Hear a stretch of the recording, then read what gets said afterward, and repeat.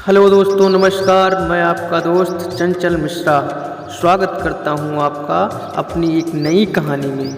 आशा करता हूं कि हमारे सभी दोस्त अच्छे होंगे और उम्मीद करता हूं कि मैं जो कहानी सुनाने जा रहा हूं आप लोगों को बहुत पसंद आएगी। दोस्तों, अगर कहानी पसंद आती है तो कृपया कहानी को अपने मित्रों और परिवार वालों के साथ शेयर करें।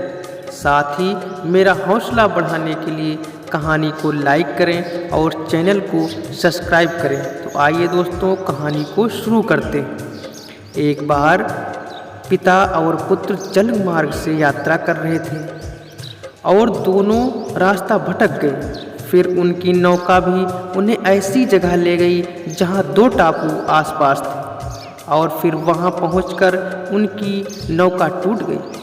पिता ने पुत्र से कहा, अब लगता है हम दोनों का अंतिम समय आ गया है। दूर दूर तक कोई सहारा नहीं दिख रहा है। अचानक उन्हें एक उपाय सूझा। अपने पुत्र से कहा कि वैसे भी हमारा अंतिम समय नज़दीक है, तो क्यों ना हम ईश्वर की प्रार्थना करें। उन्होंने दोनों टापू आपस में बांट लिए, एक पर पिता और एक पर पुत्र, और दोनों अलग अलग ईश्वर की प्रार्थना करने लगे।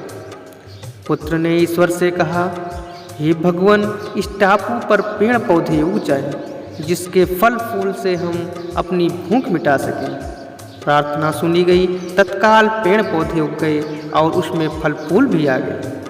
उसने कहा, ये तो चमत्कार हो गया। फिर उसने प्रार्थना की कि एक सुंदर स्त्री आ जाए, जिससे हम यहाँ उसके साथ रहकर अपना परिवार बसाएं। तत्काल एक सुंदर स्त्री प्रकट हो गई।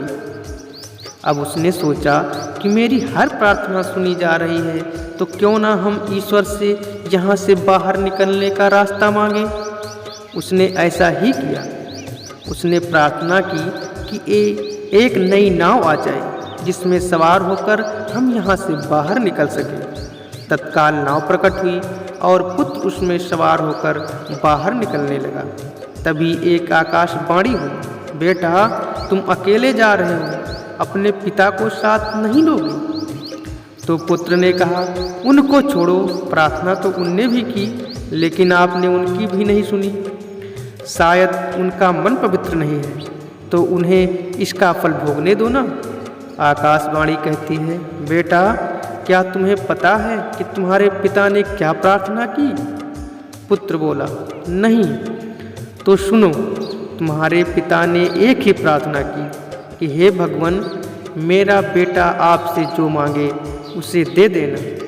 यह सुनकर बेटा को अपनी गलती का एहसास हुआ और वो अपने पिता के पास गया। उसने अपने पिता से माफ़ी मांगी। धन्यवाद।